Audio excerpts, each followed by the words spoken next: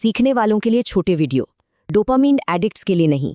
तो ट्रंप ने नए टैरिफ लगा दिए हैं, स्टॉक मार्केट गोते खा रहा है और चारों तरफ बस एक ही सवाल है कि आखिर हो क्या रहा है। देखिए, माहौल कितना गर्म है इसका अंदाजा आप इसे एक बयान से लगा सकते हैं। बड़ी बड़ी सुर्खियां यही कह रही हैं और हर किसी के मन में यही सवाल है कि क्या हालात और बिगड़ने से पहले अपना पैसा निकाल लेना चाहिए। और यहीं पर आकर हमारा आज का विश्लेषण शुरू होता है। क्या ये सब बस यूं ही हो रहा है बिना किसी सोच समझ के, या फिर इसके पीछे कोई बहुत बड़ी सोची समझी चाल है? ठीक है, तो चलिए शुरू करते हैं। सबसे पहले ये देखते हैं कि इन पॉलिसीज का जमीनी हकीकत पर क्या असर पड़ रहा है और आम लोग इस बारे में क्या सोच रहे हैं। अब ये देखिए, ये आंकड़े काफी कुछ कहते हैं।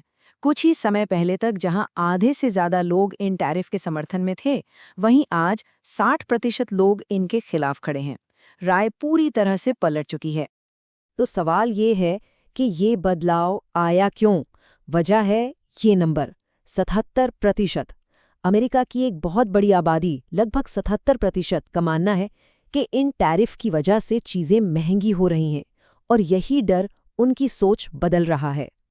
और यहीं से निकलती है हमारी पहली थ्योरी। कुछ लोगों का मानना है कि यह सब एक माहिर सौदागर का खेल है, किसी दूर की सोचने वाले स्ट्रैटेजिस्ट का नहीं। इस डर को समझने के लिए हमें थोड़ा इतिहास में पीछे जाना होगा। कुछ एक्सपर्ट्स आज की हालत की तुलना 1930 के उस भयानक कानून से कर रहे हैं जिसने दुनिया भर की अर्थव्यवस्था को घुटनों पर ला दिया था। इस थियोरी के मुताबिक मार्केट की ये हालत किसी एक वजह से नहीं है, इसके पीछे 3 बड़े कारण हैं।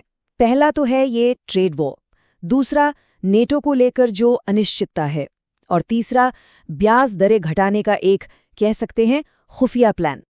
तो मतलब लब्बो-लुआब ये है कि भले ही ये टैरिफ सिर्फ सौदेबाजी के लिए हो, इनसे जो अनिश्चितता, जो अनसर्टेनिटी पैदा हो रही है, वो बाजार के लिए जहर का काम कर रही है। इन्वेस्टर्स को यही चीज पसंद नहीं है।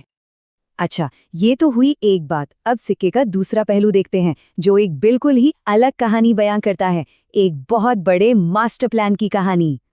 इस थ्योरी की जड़ें एक बड़ी समस्या में हैं जिसे ट्रंप की टीम सुलझाना चाहती है, और वो है अमेरिका में धीरे धीरे इंडस्ट्री का खत्म होना, जिसे वो नेशनल सिक्योरिटी के लिए एक बड़ा खतरा मानते हैं। और ये प्लान कोई आज की बात नहीं है।